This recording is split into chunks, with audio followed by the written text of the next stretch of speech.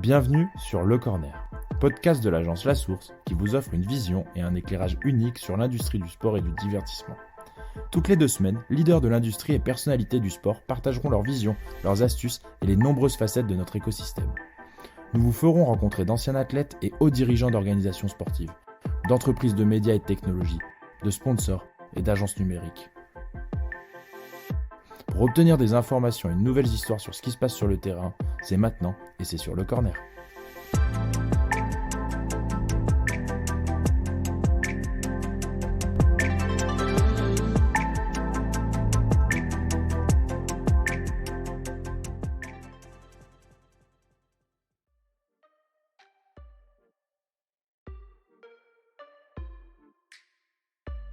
Bienvenue à toutes et tous pour ce nouvel épisode du Corner. Dans quelques secondes, je vais m'apprêter à parler avec Skill Corner. Alors, pour ceux qui ne les connaissent pas, en fait, le 26 septembre dernier, lorsque nous étions à Séville pour l'édition 2022 du World Football Summit, nous avons le plaisir de leur remettre le trophée de la Best Sport Tech Startup. Ils ont réussi à convaincre le jury, quand même composé de l'UEFA, d'Arsenal, du RC Leipzig, de la Fédération portugaise de football, mais aussi de nombreux clubs qui utilisent aujourd'hui leur solution.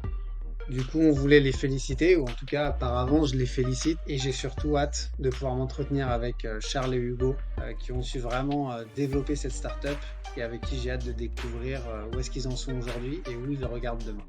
Très bonne écoute.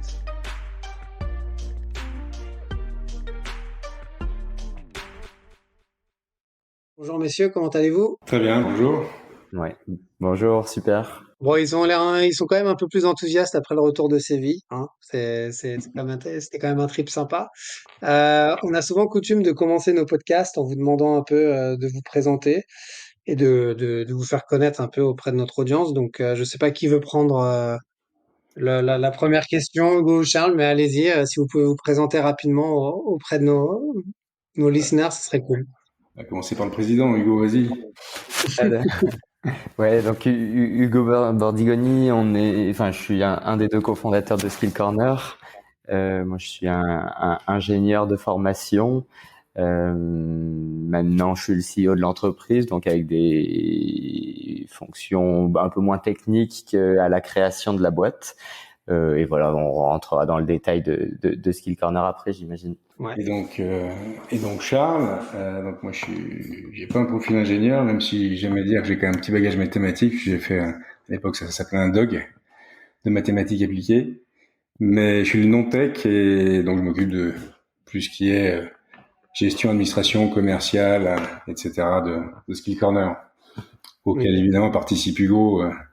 On est en totale symbiose et échange permanent, même après 7 ans.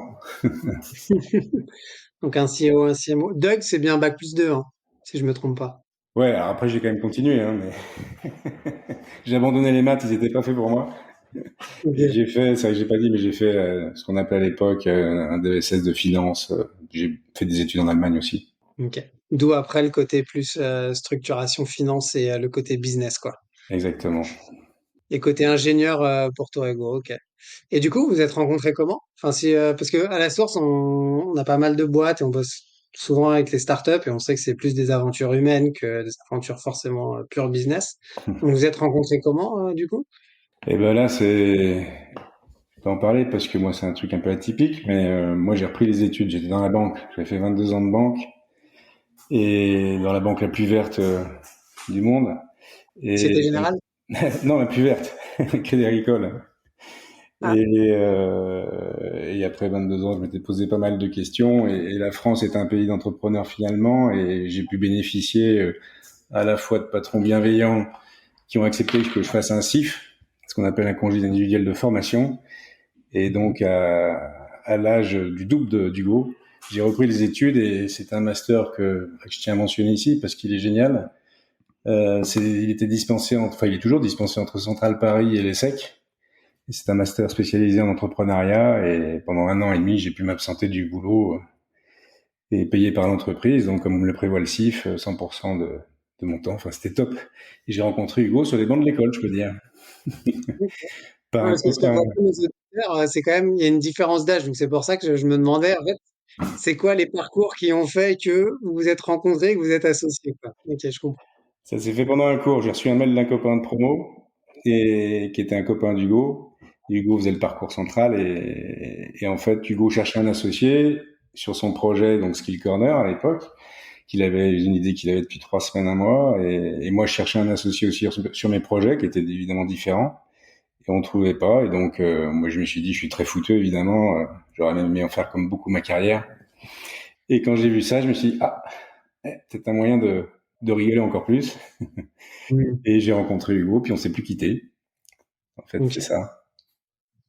Donc côté passion sport aussi qui t'a amené à rentrer dans le projet. Carrément. Ok, d'accord. Et toi, du coup, Hugo, c'est parcours central typique, top 5, enfin grande école, et déjà entrepreneur avant même d'avoir fini, quoi. Oui, donc la centrale permet d'avoir un parcours entrepreneurial au sein de l'école, et ce qui est assez génial, et je pense qu'il existe pas dans énormément d'écoles d'ingénieurs. Du coup, en dernière année, en même temps qu'un cursus académique en data science, mathématiques appliquées, j'ai pu avoir l'occasion de monter un projet initialement. Ce projet, c'était Skill Corner, et à la sortie de l'école, quelques mois après, on a vraiment créé l'entreprise avec Charles, fin 2015, début 2016. Ok. Et du coup, t'étais toi plutôt, c'était quoi qui te passionnait avant même, c'était plus le côté produit et data en lui-même ou le projet entrepreneur, ou il y avait aussi la dimension sport, un peu les deux. Ouais, moi c'était un peu le projet rêvé, quoi. Donc quand t'arrives en entrepreneuriat et qu'on te dit bon ben qu'est-ce que tu veux faire, sur quoi tu veux lancer. Moi j'étais dans un parcours data science. En plus on était en 2015. Si vous suivez un peu l'évolution, enfin les progrès en intelligence artificielle, vision par ordinateur, il y a eu d'énormes avancées à partir de 2012. Donc là on était en 2015, c'était pas encore trop arrivé sur le sport. Moi, j'ai toujours été un grand fan de sport et de foot en particulier. Et donc, c'était un peu ce qui rassemblait toutes mes passions en un. Et voilà, il s'est trouvé que il y avait un vrai besoin marché en même temps. Donc, tout s'est aligné, quoi. Ok. Et du coup, bon après je vais forcément vous poser des questions sur Skill Corner et avant de rappeler aussi pourquoi on vous a invité, mais aujourd'hui, sur la répartition des rôles, si j'ai bien compris, c'est ce que je t'expliquais un peu, il y a toujours cette partie technique produit qui est chez toi, avec management sur des équipes, mais il y a aussi le côté, c'est quoi, Charles, t'es plus au-delà du BD, enfin le côté business marketing, est-ce que t'es aussi le happiness officer, si on peut le dire comme ça, dans les boîtes ou pas du tout, et c'est plus Alors, Hugo qui est en charge de ça? non, bah, enfin, c'est tous les deux. Je pense que toutes ces fonctions-là, on le fait à deux. Et puis, on a recruté il y a pas longtemps notre office manager, qui aussi nous aide beaucoup depuis 2, 3 mois. Donc là, ça se passe bien. Mais donc, comme tu as dit, ouais, moi, je suis plus business, Hmm. un peu finance, gestion, RH aussi. Et voilà. Mais enfin, encore une fois, on partage vraiment tout avec Hugo. Donc, Ça évolue pas mal aussi. Donc on est au début d'année, on était 13 chez Skill Corner. Maintenant, on est quasiment 30. Donc, on est vraiment dans une grosse période d'évolution de la structure de Skill Corner, mais aussi de nos rôles, évidemment. Ok, ouais, donc grosse croissance là, mais on va y revenir. D'ailleurs, c'était un truc que je voulais vous demander. Ouais, alors pour nos auditeurs, en fait, c'est Skate Corner a quand même gagné l'award du World Football Summit sur la Best Startup avec un beau jury, donc bravo messieurs. Mais du coup, bravo à vous. Et en fait, l'idée, c'est aussi de retracer cette histoire entrepreneuriale et justement d'évoquer ce pivot parce que moi-même, j'ai été particulièrement étonné pour avoir été dans la tech pendant un long moment et j'ai été à l'UFA où forcément j'ai été amené à connaître Skill Corner sur sa version 1.0, si je peux l'appeler comme ça. Et du coup, c'est assez étonnant et c'est beau de voir aussi des pivots ou en tout cas des histoires qui peuvent complètement se repenser, se réimaginer. Donc c'est un peu là-dessus que j'aimerais vous emmener. Et avant même de parler du produit et de ce que vous êtes, c'est la création de la startup.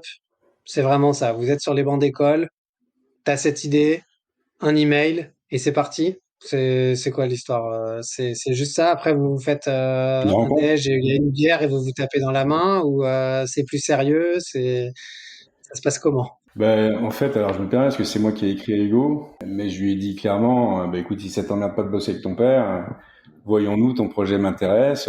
J'avoue que moi je suis pas très data parce que je suis encore des ballons en vrai rond de cuir qu'on avait dans les années 70. Donc la data, c'était pas forcément mon truc. Et puis en fait, j'ai trouvé ça absolument passionnant. En plus, Hugo a su tout de suite me faire partager sa vision. J'ai quand même senti chez le jeune homme de 24 ans qu'il était, et ce que je n'étais pas à son âge, une grande maturité.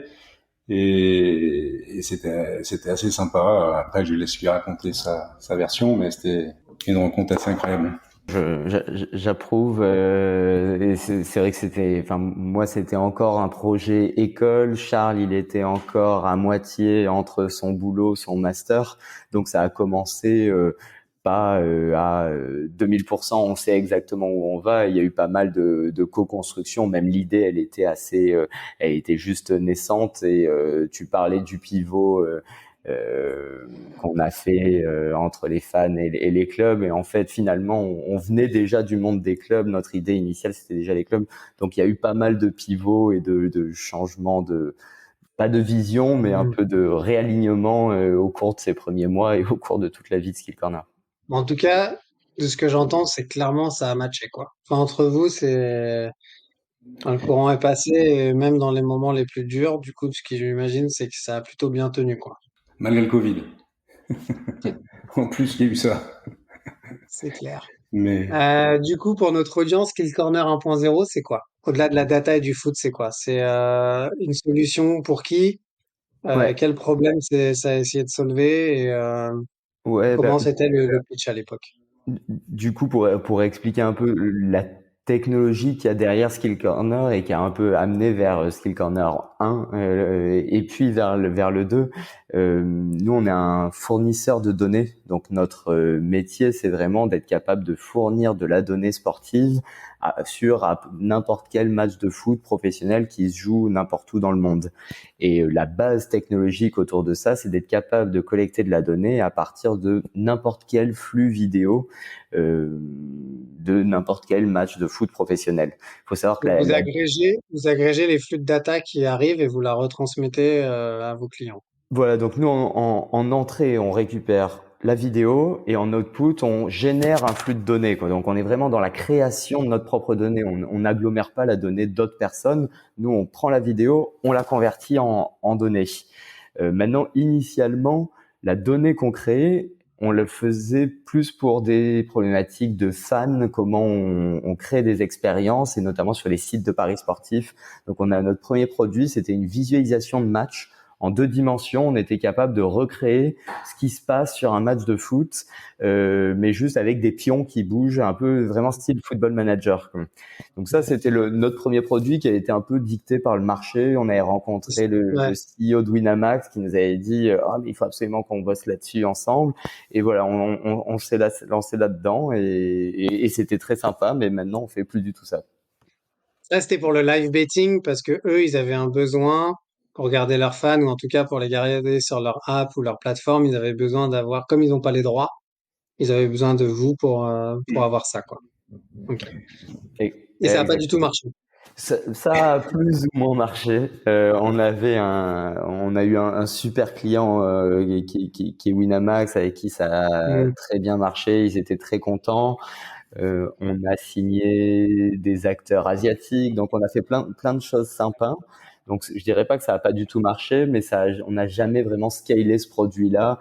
On visait de travailler avec tous les sites de paris sportifs, et au final on a réussi à travailler avec deux trois sites, 2-3 médias. On n'a pas réussi à scaler ce produit-là parce que le timing était pas bon, enfin voilà, pour plein de raisons. C'est quoi les raisons? Enfin, je trouve ça assez intéressant de.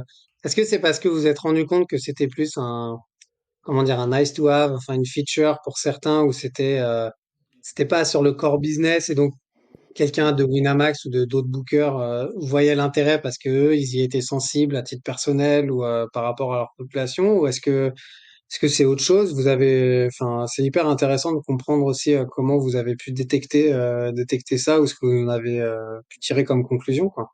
ouais, bah c'était exactement ça. C'était plus un nice to have parce que donc on venait animer le pari Mhm. en direct et on remplaçait les images. Alors même malgré le fait qu'on avait très peu de retard de latence sur le terrain, parce qu'on avait entre 12, 13, 14 secondes de retard sur l'action dans le stade, Ouais.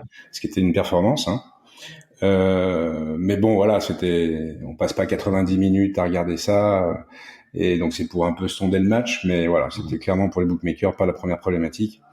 Et bon, en plus de ça, on ne saura vraiment jamais, mais le Covid est arrivé au moment où on aurait peut-être pu signer on était en contact avancé avec plusieurs bookmakers, et comme le foot s'est arrêté, la question s'est même plus posée, mais voilà, c'était pas un stade, c'est clair. Donc si je reprends, ça fait 2015-2016 depuis les bancs de l'école jusqu'à presque 2020 où vous avez construit le produit, testé. Et Winamax arrive à quel moment? Ça arrive très tôt vers 2016 ou plus vers 2018? Non, en fait, vraiment 2016, enfin 2015, même 2018, c'est vraiment du développement R&D et aussi comprendre c'est quoi la première niche sur laquelle on attaque. Et début 2018, on sent qu'on a un produit qui tourne, machin, on pitch à Winamax et c'est là qu'on leur vend pour la Coupe du Monde 2018. Donc le timing était bon, on travaille avec PPTV qui est un des gros diffuseurs chinois, donc plusieurs beaux deals comme ça. Et donc 2018-2020, c'est vraiment ce moment-là où on a essayé de scaler ce produit-là de live betting, enfin en tout cas de fan expérience, et le pivot fan vers performance a lieu en 2020. Donc en plein Covid. Ok, d'accord. Ah, c'est quand même, enfin ça, je trouve ça hyper intéressant aussi parce que souvent, c'est j'aime bien pour nos auditeurs rappeler un peu les histoires des startups. Bon, tout le monde sait qu'il n'y a pas que enfin c'est des up and down, mais souvent on oublie que le produit, la phase de prototype, de test, et d'avoir vraiment son premier MVP ou sa première traction client, ça vient après 24, 30, voire 36 mois de boulot. Et d'ailleurs, je me posais une question en termes de flux. Enfin là, c'est plus personnel moi. Vous les récupériez où c'était les bookers qui vous donnaient les flux officiels ou vous faisiez comment pour récupérer les flux vidéo des matchs? Non, du coup, on travaille sur les flux publics des matchs. Du coup, en fait, alors, c'est pas du tout le même business maintenant, ce qu'on fait, où c'est tout en post-match, et donc il y a des gros agrégateurs de flux vidéo qui fonctionnent, mais seulement en B2B, évidemment. Donc voilà, ça c'est ce qu'on fait maintenant. À l'époque, c'était beaucoup de manuels de collecte de flux vidéo un peu partout dans le monde, et c'était aussi une des grosses problématiques de notre produit, c'est que avoir la Ligue 1 et quelques petites ligues, enfin quelques grosses ligues, comme ça marche. Par contre, pour les sites de paris sportifs, il y a un vrai enjeu d'avoir énormément de coverage et donc pas de se concentrer sur les 5 grands championnats, mais d'avoir 70 ligues d'un coup. Et nous, on avait beaucoup de mal à scaler à la fois pour s'approvisionner des flux, mais aussi pour dupliquer, pour que notre techno, elle marche aussi bien en France que en Arménie, quoi. Et après, il fallait sûrement du quality control du QC humain derrière, donc ça requiert aussi beaucoup de manpower, j'imagine, et donc c'était pas vraiment scalable, ou en tout cas c'était dur à mettre en place, j'imagine, pour vous, quoi. Exactement, et surtout, alors maintenant on fait beaucoup moins de live, voire pas du tout de live, mais il faut se rendre compte, le live c'est vraiment l'erreur n'est pas permise et ça doit marcher tout de suite. C'est beaucoup plus compliqué que le post-match. Et la société était trop jeune pour commencer par du live en fait, et on a mis du temps à le comprendre, alors que maintenant on a atteint une taille critique où on pourrait vraiment revenir au live. Ouais, c'est vraiment, de toute façon, le live, c'est vraiment du premium. Et puis, c'est un peu la poule aux yeux d'or, de toute façon, de cette industrie où les droits de télé coûtent plus cher. Donc, c'est sûr que c'est dur d'avoir un produit qui permet de faire ça. Du coup, Covid, pas d'argent. Ou en tout cas, tout ce qui était dans le pipe pouvait rentrer, mais ça ne rentre plus. Et du coup, vous vous dites, enfin, avant que je pose mes questions, racontez-moi l'histoire on est en juin ou juillet 2020. Ça fait 3 mois que tout est arrêté. Ça se passe comment dans vos têtes et dans vos réunions sur Skype ou sur Zoom, enfin sur Meet ou autre. Skype, c'est peut-être pour les plus vieux, mais sur Meet ou Zoom. Même pas pour le plus vieux, hein. Non, en fait, on l'a pas dit, mais on a eu une chance incroyable. Ça, c'est plutôt Twitter, mais on a été alpagué ou pingé par un grand monsieur du FC Liverpool, qui s'appelle Ian Graham, un grand ponte de la data, et qui, grosso modo, nous a envoyé un tweet en disant, si vous savez faire ça, vous devriez pouvoir faire ça pour nous, et ça nous intéresse. Et à l'époque, c'est vrai qu'on envoyait sur Twitter des heatmaps, et on avait eu notamment une de Modric qui avait fait plus de 50 000 vues, ou 40 000, je sais plus bien. Mais voilà, et du coup, à partir d'octobre 18, on a travaillé avec, enfin, une étroite collaboration avec les équipes de Liverpool, les data scientists. Et enfin, je pourrais laisser parler Hugo, mais ils ont testé notre donnée pendant 1 an, ils ont scanné la planète des data providers, puis au bout d'1 an, ils nous ont dit, bah voilà, c'est vous. Et donc, on a eu le temps du coup aussi de préparer ça. Et là, c'était plus à des fins de recrutement en fait, comme on va en parler maintenant, j'imagine. Mm. Et ça a changé. Ouais. Ça nous a permis de pivoter plus facilement. Et même s'il y avait eu énormément de R&D derrière et qu'on a dû travailler beaucoup, enfin l'équipe tech et Hugo peut en parler maintenant. Ouais, nous le timing du Covid, il était presque, je vais dire, c'est un peu bizarre de dire ça, mais il était presque idéal pour nous. C'est-à-dire qu'on signe Liverpool en octobre 19. Et donc à ce moment-là, on se dit, ça nous apporte énormément de visibilité dès qu'on signe Liverpool, évidemment. Et on se dit, on galère un peu à scaler la partie fan engagement. Est-ce qu'il n'y a pas un pivot à faire sur les clubs? Et le Covid, donc on était déjà dans cette démarche-là, et le Covid arrive, donc le live s'arrête, donc les revenus betting s'arrêtent. Et par contre, les clubs, finalement, ils avaient plus aucun match, mais du coup, les analystes avaient pas mal de temps de libre.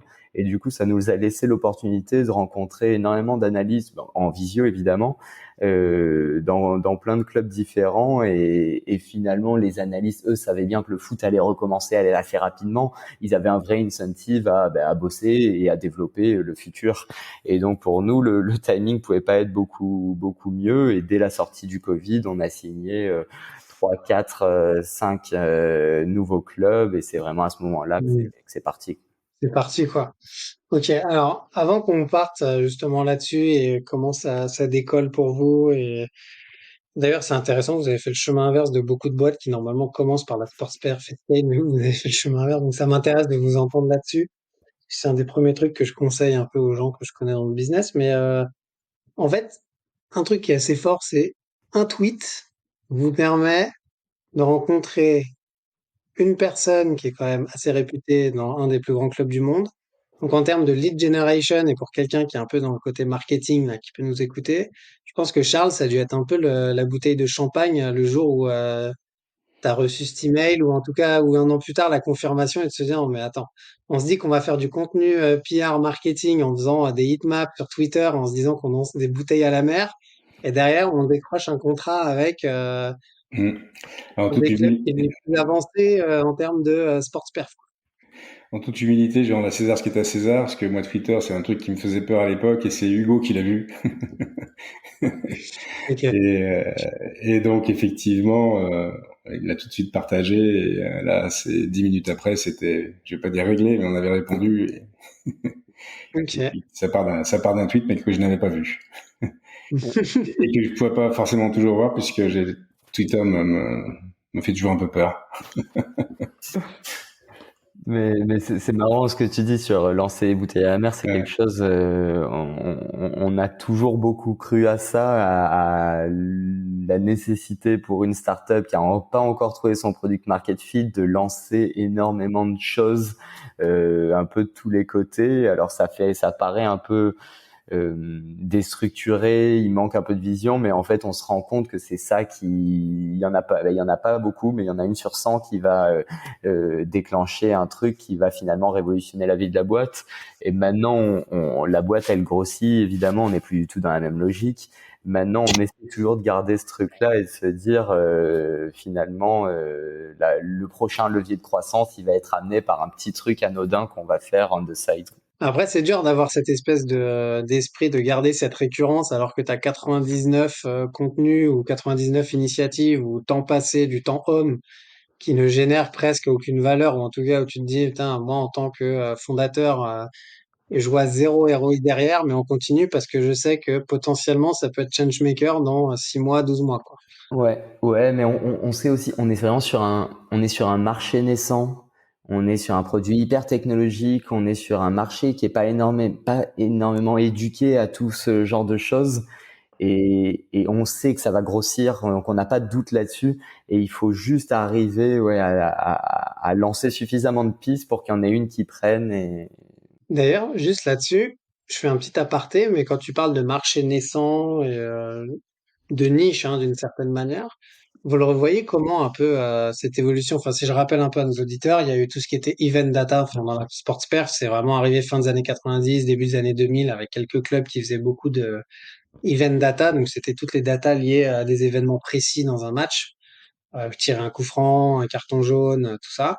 Puis après est arrivé les tracking data, où là on avait les positions longitudinales, donc les XYZ, de l'ensemble des joueurs et du ballon, ce qui permettait d'avoir un peu plus de d'insights, parce que certaines courses sans ballon ou sans moment clé, bah, en fait, dégageaient de l'espace, qui permet aux analystes de voir qu'est-ce qui peut créer de l'importance dans des schémas de jeu tactiques. Et maintenant, on a les données biométriques, donc tout ce qui est lié à la santé et les biométriques. Et du coup, en effet, les organisations sportives, on a tendance à dire qu'elles sont assez peu matures, ou en tout cas très risque adverse. Et en général, la data, c'est quelque chose qu'elles ne connaissent pas bien ou avec lesquelles elles ont du mal à s'apprivoiser. Donc, comment vous faites pour rendre ça intelligible, ou comment vous positionnez par rapport à ce que tu viens de dire, quoi? C'est que c'est un marché naissant. Vous vous positionnez comment par rapport à ça? T'as raison de le dire parce que alors, quand on dit c'est un marché naissant, ça peut surprendre parce que dès les premiers acteurs de la donnée, en effet, années 90, début 2000, t'as Prozone qui arrive avec les premières solutions de tracking dans les années 2000. Et en fait, ça a pris. Hein. Il y a des belles success stories françaises et pas que françaises dans la data sportive. Puis le film Moneyball, l'histoire de Mm. Billy Bean, etc. C'est pas tout récent, mais ça prend tout ce genre de choses, ça prend du temps. On a énormément de clubs qui sont encore au tout début de l'utilisation des data et qui ont zéro personne pour utiliser la donnée, aucun data analyst, et c'est juste Mm. un sporting director qui a 30 choses à faire tous les jours, et donc utiliser la data, c'est pas évident pour lui. Donc c'est Ouais. pour ça que je dis qu'on est encore au début, même si ça fait 25 ans qu'on est au début. Ouais. Donc, si je résume, parce que c'était une des questions que je voulais vous poser aujourd'hui, si vous devez un peu me pitcher votre produit, vous allez voir des organisations sportives, plus côté, pas fan expérience, mais côté sports perf, donc la performance sportive. Et typiquement, votre client, c'est un directeur sportif qui a de multiples casquettes, et vous lui dites, nous, on va vous aider à optimiser votre performance en internalisant, ou en, je sais pas, en vous donnant des données, des insights pour que votre équipe puisse vraiment les utiliser, quoi. Ouais, aujourd'hui c'est très recrutement. Donc c'est-à-dire Ok. donnons le cas de Liverpool. Euh, Tu parlais des event data. Donc les event Mhm. data, c'est essentiellement collecté à la main, donc par différentes Ouais. entreprises où il y a plusieurs personnes qui regardent un match et qui vont collecter tous ces événements, une passe, un centre, un tir, un dribble. Il y a d'autres types de données qui existent depuis un moment, les GPS ou capteurs qu'on met sur les joueurs. Je sais plus exactement, c'est début des années 2010 qu'on commence à vraiment Mhm. les généraliser. Donc ça existe déjà. Et un club comme Liverpool, sur tous ses entraînements, que ce soit pour les pros ou les plus jeunes, tous les joueurs ont des capteurs et ils récupèrent cette donnée-là. Donc ils ont déjà énormément d'informations sur leurs propres joueurs à l'entraînement. Aussi en match, c'est soit avec des capteurs, soit avec des systèmes avec 15 caméras qui sont positionnées autour des stades et qui leur permet d'accéder à la donnée de tracking dont tu parlais. Le gros problème de cette donnée-là, c'est qu'elle n'est pas scalable, quoi. Donc, un club comme Liverpool, ils ont accès à leur entraînement, leur match. Par contre, quand ils veulent aller recruter un joueur qui joue en Argentine, en Espagne, en Mhm. Italie, en Allemagne, ils ont beaucoup moins d'informations. Et alors qu'ils ont développé des super modèles pour évaluer les joueurs à partir de données de tracking, ils sont pas capables de les utiliser at scale, quoi.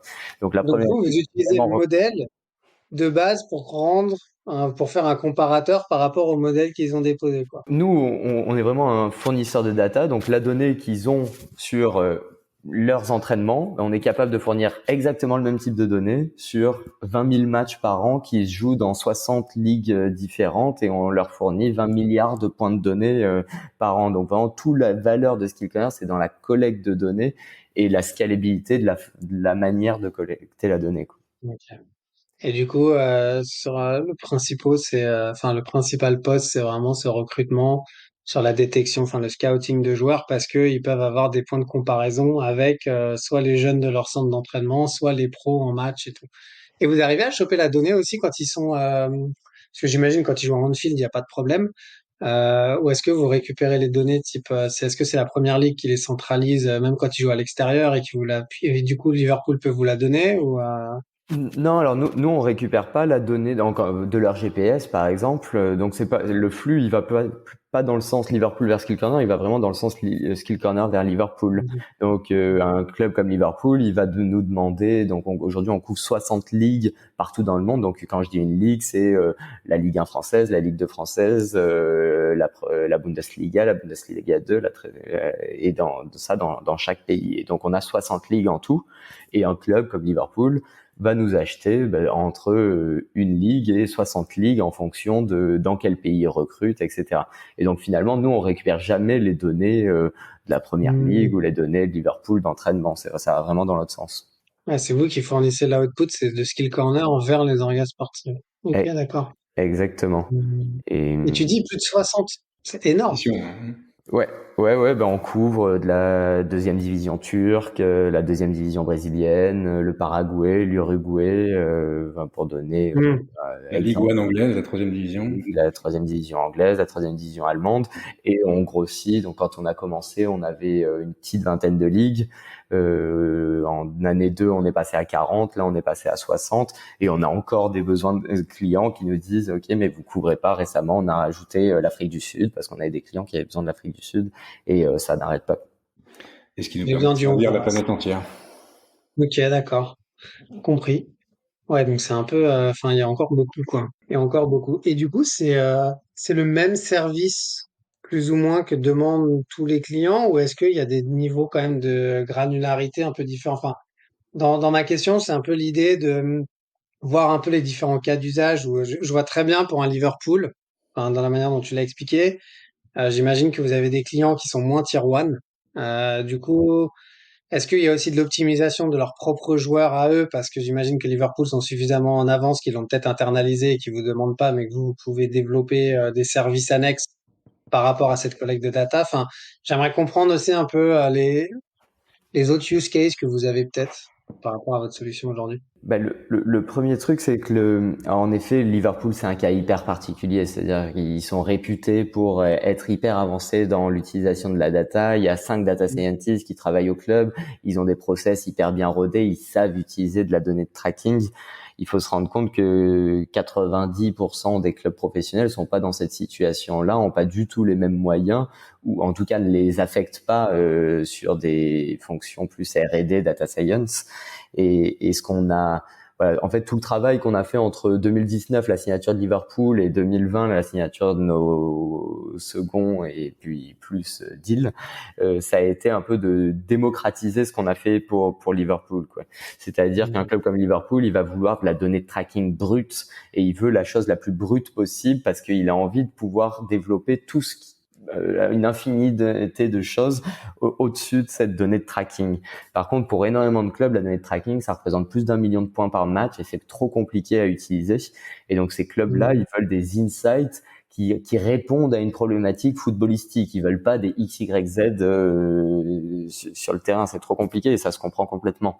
Et du coup, notre proposition de valeur, c'est toujours de fournir de la donnée de tracking à un club comme Liverpool, à un club comme le Barça, parce qu'ils savent l'utiliser.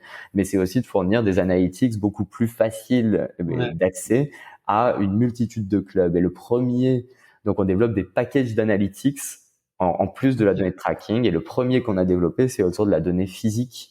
Donc, données physiques, c'est la distance parcourue par un joueur, le nombre de sprints, le nombre d'accélérations, la vitesse maximale atteinte par un joueur.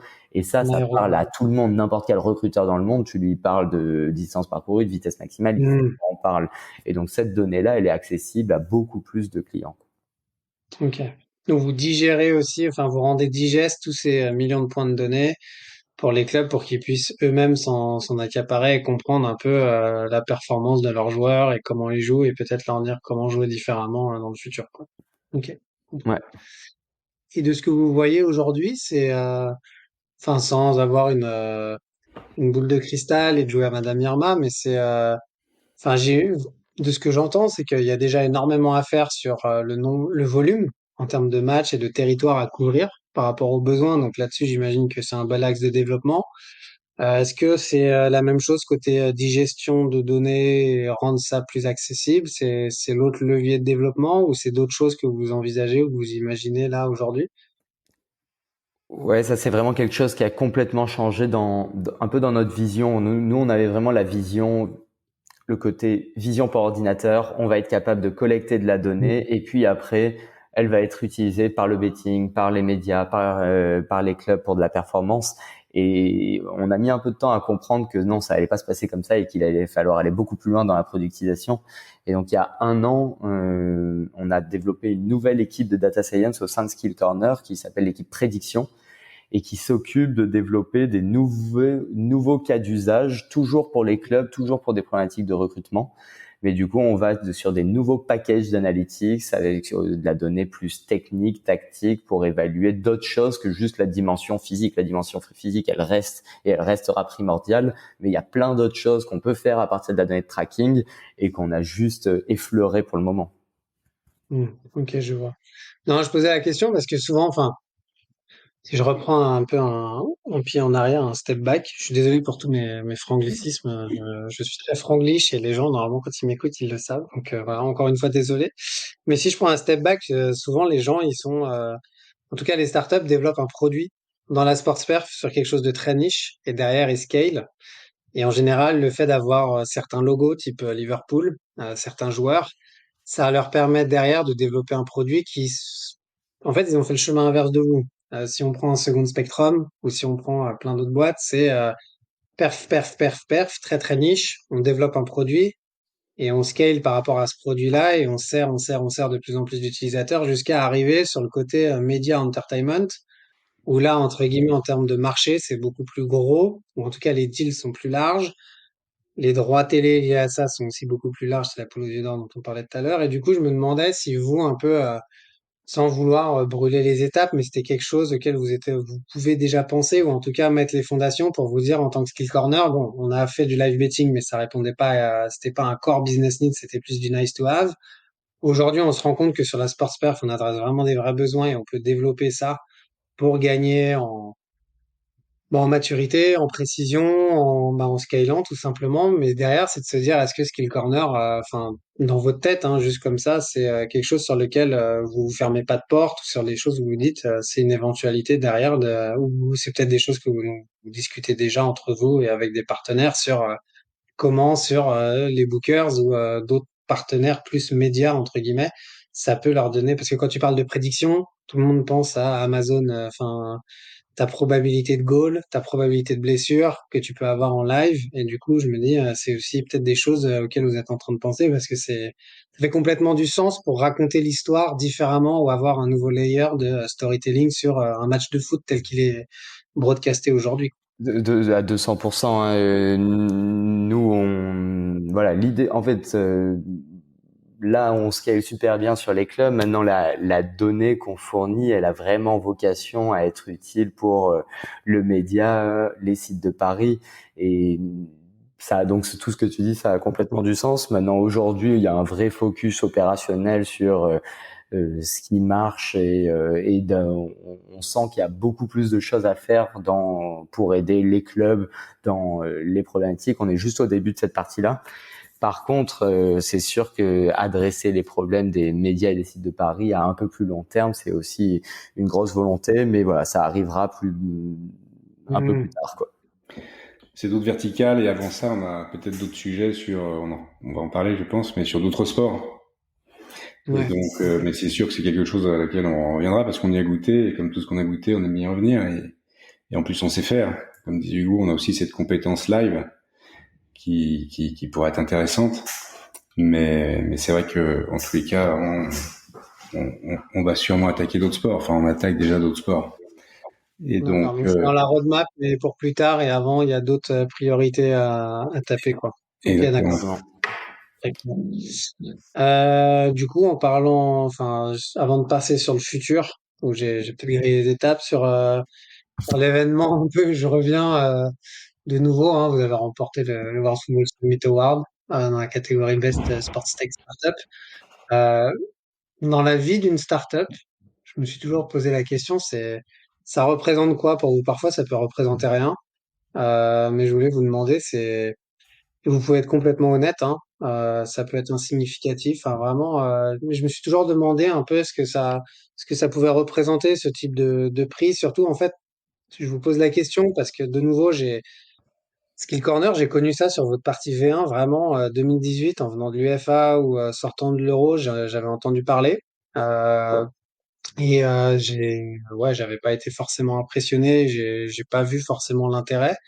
Et quand j'en avais reparlé là sur cet appel à candidature avec mon associé en particulier Sam, il m'a dit que ça avait complètement changé, que le produit était complètement différent et un pivot. Et donc, pour des startups en plus comme vous qui ont connu des choses, enfin, des moments peut-être un peu moins évidents, je me suis toujours demandé ça représente quoi pour vous ce type de reconnaissance. Bah, pour parler un peu comme toi, Franglish, c'est une belle milestone. Hein. Non, non, bah, déjà on prend tout, nous. Et c'est des marques de reconnaissance qu'on apprécie et qui font aller de l'avant, qu'on peut partager avec l'équipe. On peut faire un Mm. peu de bruit, alors que c'est vrai que nous, c'est pas notre focus aujourd'hui. Enfin, c'était pas notre focus de faire du bruit. On n'avait pas forcément le temps. On était concentré sur les objectifs, la R&D, etc. Monter un business. Et donc, bah, ça aide forcément. Non, c'est super. Non, non, Ouais, très très content. En ok. plus de ça, aller à Séville, enfin, on en parlera peut-être après, mais pour moi c'était quelque chose, parce que c'est les seules larmes que j'ai versées dans ma vie pour un match de foot. C'était le 8 juillet 82, et c'était tout un symbole. Je n'étais jamais allé à Séville, et voilà, donc c'était, non, non, particulièrement Ah sensible ouais. à tout ça, et c'est une belle étape. Ouais, et juste pour ajouter que ça fait aussi partie des choses. La plupart de nos clubs des clubs qu'on vise vont pas forcément être sensibles à ce genre de choses, mais en fait, tu vas peut-être pouvoir débloquer un deal comme Mm. ça qui était non prévu simplement parce que c'est pas du tout les mêmes canaux d'acquisition. C'est vrai qu'on n'est pas en B2C, donc nous toute cette phase de visibilité, elle est moins clé dans notre business. On est sur un marché qui est assez concentré où tout le monde se connaît, donc ça fonctionne beaucoup au bouche à l'oreille. Donc on n'est pas voilà, c'est pas game changer dans la vie de Skill Corner, mais ça apporte de la visibilité, quelques petites opportunités, et voilà, c'est aussi une grosse validation de tout ce qu'on fait et qu'on fait maintenant vraiment partie du monde du sport, et c'est super vu d'où on vient, et en effet les moments un peu plus difficiles qu'on a traversés. Puis j'imagine que pour l'équipe, c'est aussi cool. Surtout si vous me dites que vous êtes passé de 13 à 30, c'est aussi une façon de pouvoir dire à l'équipe que vous allez dans la bonne direction, quoi. Donc Exactement. je retiens le 82 et le platoche et tout ça aussi, au-delà des verres de sangria ou de manger du ramen, il y a aussi autre chose derrière. Ok. Euh, et si je reviens à ce que tu disais, du coup maintenant, bon, il y a eu l'événement, il y a eu tout ça.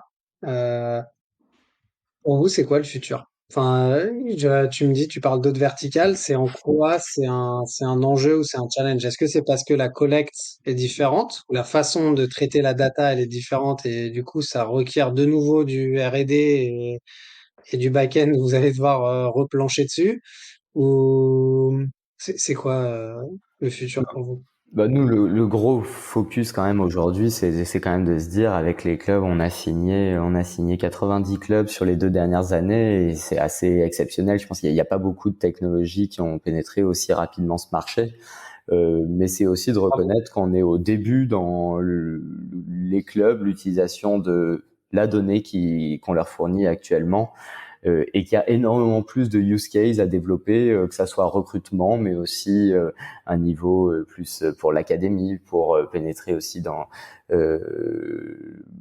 le sport féminin. Donc rien que dans le foot, il y a beaucoup de challenges qu'on va devoir relever, et sur lesquels on est bien préparé, bien prêt à le faire. Et ensuite, il y a les autres sports qui présentent énormément de challenges, à la fois technologiques, mais aussi en termes de marché, quoi. C'est le foot américain ou le basket, ça fonctionne pas du tout comme le soccer. Et bon, t'as de la crédibilité en ayant développé, en ayant fait tes preuves dans le soccer, mais au-delà de la crédibilité, il y a encore beaucoup de choses à construire. Et vous avez déjà des idées ou je sais pas, Charles, toi, On a si déjà commencé. Plus sur la partie R&D alors. Mais donc clairement l'objectif c'est d'aller aux États-Unis, en tous les cas vers des sports plutôt anglo-saxons, enfin américains, et qui sont le foot US, et le basket. Mais Hugo peut en parler plus parce il est vraiment à fond là-dedans, toute la partie vision, Ouais, etc. Nord-américain, c'est votre prochain target, enfin US, peut-être Canada, Mexique, mais surtout US sur North American Leagues, quoi. ouais, parce que le foot, enfin le foot européen Ah ouais, aux US, ça on a déjà bien commencé. On a 5 clients en MLS, ça marche MLS. bien. La fédération aussi, donc ça marche bien. On a des clients au Mexique aussi. Maintenant, l'enjeu pour nous, c'est de dupliquer le modèle qu'on a bien développé dans le soccer sur le foot américain. D'abord sur le foot américain, dans un second temps, ça sera sur le basket. Et en fait, l'idée, c'est qu'il y a exactement les mêmes problématiques sur les sports américains que sur le foot. Alors, le sport fonctionne pas du tout de la même façon, mais dans le foot américain, ils ont énormément de données en NFL sur leurs propres joueurs. Et encore une fois, toute la draft, enfin tout le recrutement se fait au niveau college, donc dans les universités américaines. Et là, ils ont beaucoup moins d'informations accessibles. Et donc la grande force, encore une fois, de Skill Corner, c'est d'être capable de collecter de la donnée vraiment à l'échelle et donc de couvrir tout le monde universitaire au début. Et pourquoi pas même tout le monde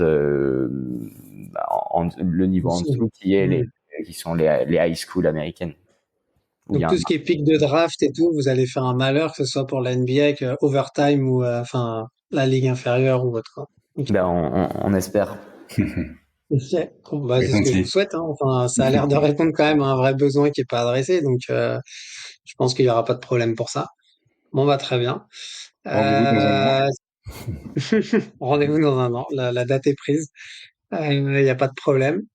Euh, ouais, on voulait finir un peu. On aime bien demander en général aux invités de faire du partage, que ce soit des recommandations de livres ou de choses qui vous ont aidé, vous, dans la construction professionnelle ou par rapport à vos produits, vos services ou juste de management d'équipe. Bref, n'importe quoi. Mais avant même de demander de vous demander ça, je voulais vous demander un peu plus côté start-up et pour les jeunes entrepreneurs.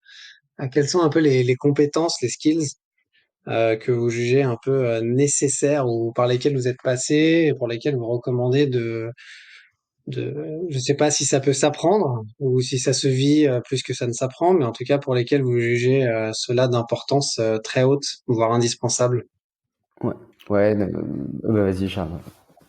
Non, bah moi je peux dire ce que j'ai appris, puisque j'ai appris beaucoup pendant mon année de master à Centrale, à Paris à l'ESSEC. Et je me souviens je peux le citer, Jean-François Galouin, qui était le directeur général à l'époque de Paris Co. C'est un grand incubateur de la ville de Paris, mais qui est en plus prof à Centrale Mhm. et un grand entrepreneur, disait déjà jamais seul, et puis jamais se retourner. Moi, c'est un peu les deux axiomes que j'ai adoptés, et je l'ai écouté à la lettre, pris au pied de la lettre, et voilà, donc j'ai rencontré Hugo, le Mozart des algorithmes, et puis après, je me suis jamais retourné, et voilà, j'ai pu quitter la banque et faire de la data avec Skill Corner et Hugo. Et ça a l'air de te rendre plutôt heureux, donc c'est cool. Ouais, Et toi, Hugo? Non, je bah, ne moi, pas. moi aussi, j'ai eu la chance d'avoir un peu une formation là-dedans et donc de pas vraiment de partir complètement dans l'inconnu. Et enfin, pour moi, en tout cas, ça a été. Je pense qu'il y a plein d'entrepreneurs qui marchent bien en partant un peu dans l'inconnu, mais pour moi, ça a été assez important. Et l'autre chose, je dirais, ce qui nous lie un peu avec Charles c'est et la valeur que je trouve importante dans l'entrepreneuriat et peut-être qui est pas assez valorisée, c'est vraiment la persévérance. Et c'est de se dire que tu vas avoir énormément de problèmes. Alors il faut être prêt à pivoter et être capable de sentir les opportunités et se dire bon ben c'est pas exactement comme je l'avais imaginé initialement, mais il faut aussi être prêt à se prendre pas mal de portes dans la gueule et à avoir un peu de vision et à croire suffisamment en soi pour se dire ben, malgré toutes ces portes que je me suis pris dans la gueule, je sais qu'il y a un truc et on va y arriver quoi. Et je pense que Mhm. là-dessus on a été assez bon. Et toute C'est épreuve, vrai. ça rend plus fort, donc non, c'est clair qu'on en aura rencontré des épreuves, mais ça consolide et ça, en fait, ça donne de l'énergie pour aller de l'avant. Non, mais j'aime bien. Enfin, souvent, on n'en parle pas assez, mais ça me parle un peu ce côté persévérance. En fait, on se rend compte des vraies équipes quand ça va mal, quoi. Quand c'est dans la tourmente. Donc, je sais pas si je dois faire une analogie avec un couple. ou le couple ou autre, c'est quand ça va et que tout va bien, c'est facile, mais quand ça va pas, c'est surtout là que tu dois être capable de persévérer et de bien t'entendre. Donc c'est fort. Et rapidement, un petit mot de la fin, comme je vous demandais, des inspirations. Est-ce que vous avez des choses vous qui vous ont inspiré ou qui vous ont aidé justement? Alors je sais pas si c'est sur le pivot ou en tout cas dans votre journée, que ce soit des séries, des livres, des films ou quelque chose que vous recommandez, même un podcast ou autre chose. Bon, J'ai un eu peu en grand classique, dans notre domaine, il y a quand même le film, enfin le livre et le film Moneyball qui sont à voir. Enfin, quand vous Là, tu veux bosser avec la MLB, hein? et ben, pas trop, mais c'est quand même sympa. Et en plus, c'est rigolo parce que le mec Billy Bean est maintenant Ouais. impliqué dans les analytics, aussi dans le foot.